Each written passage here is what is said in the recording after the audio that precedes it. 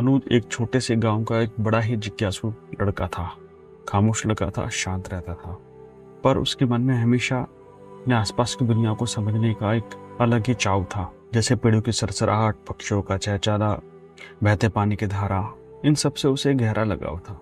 लेकिन उसके दिल में एक बेचैनी थी, जैसे वह कुछ ढूंढ रहा हो, कुछ समझना चाहता हो जो अभी तक उससे अनजाना था। एक दिन गांव के बुजुर्गों से उसे एक रहस्यमयी जैन गुरु की कहानी सुनने को मिली, जो पहाड़ों के बीच में एक शांत मंदिर में रहते थे।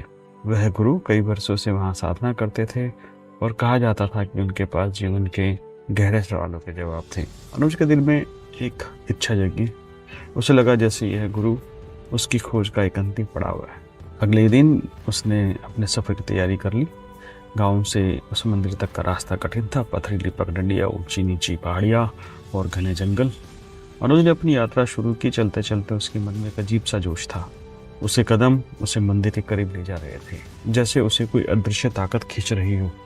आखिरकार कई घंटों की चढ़ाई के बाद अनुज मंदिर के दरवाजे पर पहुंचा। मंदिर का माहौल एकदम शांत, हवा में हल्की सी धूप की महक और चारों ओर फैली शांति, ये सब मिलकर उसे एक अद्भुत एहसास दे रहे थे। अनुज ने मंदिर के आंगन में एक बूढ़े आदमी को बैठा देखा।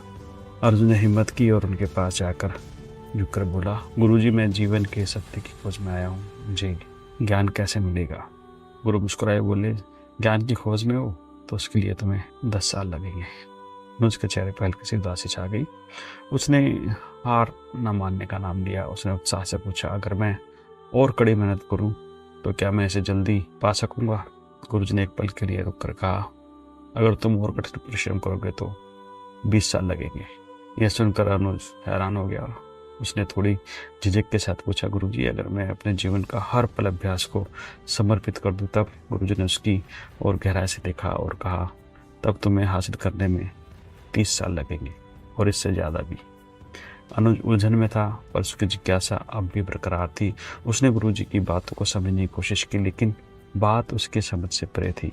तभी गुरुजी ने एक पेड़ की ओर इशारा करते हुए कहा, अगर तुम्हें ज्ञान पाना है तो उसे पाने के सफ़र का आनंद लेना होगा।